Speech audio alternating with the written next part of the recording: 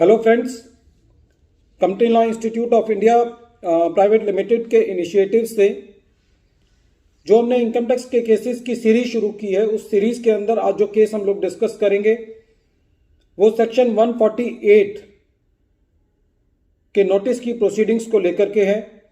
Case का नाम है प्रखर Tandon versus assessing officer and others.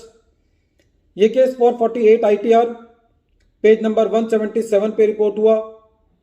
Matter Allahabad high court ने डिसाइड किया और इस केस का जजमेंट 6 मई 2022 को आया। हमने देखा है कि पिछले कुछ टाइम से इलाहाबाद हाईकोर्ट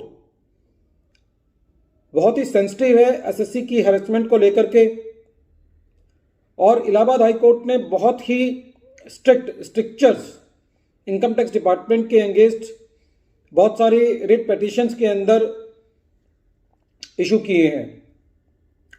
इस केस के अंदर भी एसएससी ने डिपार्टमेंट के द्वारा सेक्शन 148 का नोटिस इशू करके एसएससी की जो सेक्शन 147 के अंदर असेसमेंट की रेड विद सेक्शन 144, उस असेसमेंट को न केवल क्वैश किया बल्कि इस मैटर में कोई रिमांड बैक भी नहीं हुआ। केस के फैक्ट्स बहुत ही इंटरेस्टिंग हैं।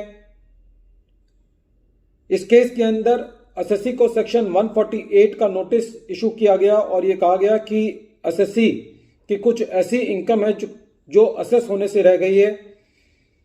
नोटिस के अंदर जो रीजंस बताए गए उसके अंदर यह कहा गया कि एसएससी ने अपनी कोई प्रॉपर्टी बेची है जिसके ऊपर एसएससी को लॉन्ग टर्म कैपिटल गेन हुआ है 26,02,150 रुपए का।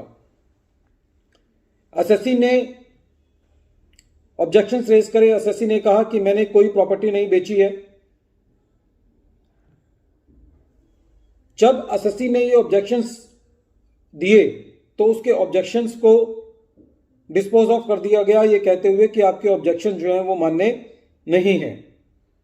उसके बाद एसएससी को जब असेसमेंट ऑर्डर मिला तो उस असेसमेंट ऑर्डर के अंदर डिपार्टमेंट ने पहले अपने नोटिस के बारे में जिक्र किया, फिर एसएससी के ऑब्जेक्शंस के बारे में जिक्र किया, और फिर उसके बाद जो डिपार्टमेंट ने ऑब्जेक्शंस को डिस्पोज ऑफ करने का ऑर्डर पास किया था उसका जिक्र करते हुए असेसमेंट ऑर्डर ड्राफ्ट किया, और बाद में असेसमेंट ऑर्डर के अंत में सारी कार्रवाई की रूपरेखा ही बदल दी।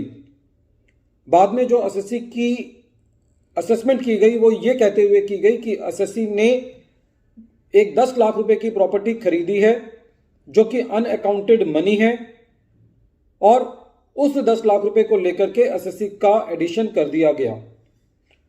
कितनी विचित्र बात है कि जब नोटिस इशू किया गया तो यह कहा गया कि आपने 26 लाख रुपए की लॉन्ग टर्म कैपिटल गेन आपको हुआ है, और बाद में जब एसएससी ने उस रीजंस के लिए ऑब्जेक्शंस रेज करे उसको डिस्पोज ऑफ किया गया, और बाद में जब असेसमेंट ऑर्डर पास किया गया तो लास्ट पैराग्राफ के अंदर एसएससी के ऊपर ये एलिगेशन लगाते हुए कि आपने प्रॉपर्टी बेची नहीं है, आपने प्रॉपर्टी खरीदी है 10 लाख रुपए की, और एसएससी का 10 लाख रुपए का एडिशन कर दिया गया।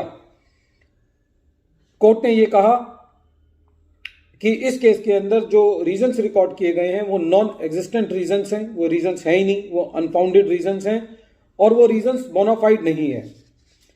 कोर्ट ने यह भी कहा कि प्राइमा फेशी ये लगता है कि जो अथॉरिटीज हैं जो उन्होंने अपनी कार्रवाई की है उस कार्रवाई को करने के लिए डिपार्टमेंट के पास जुरिस्डिक्शन नहीं थी, और वो खाली कार्रवाई एसएससी को हरेस करने के लिए की गई है। कोर्ट ने इस केस में यह भी कहा कि it has become the practice of the department to harass the SSC which needs to be checked by the higher authorities.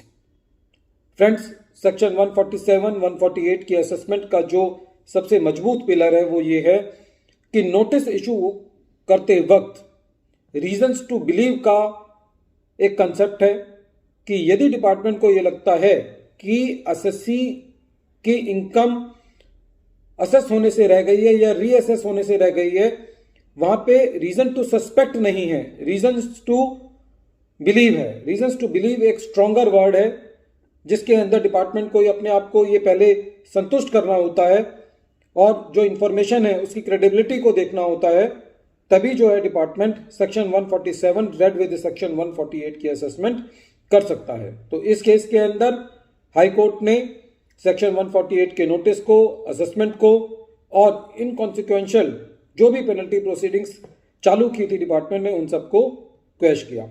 Video के अंत में एक बार फिर मैं केस का नाम रिपीट कर रहा हूं। केस का नाम है प्रखर Tandon versus assessing officer and others, और ये केस 448 ITR पेज नंबर 177 पर रिपोर्ट हुआ और मैटर इलाहाबाद हाई कोर्ट ने डिसाइड किया। Thank you friends.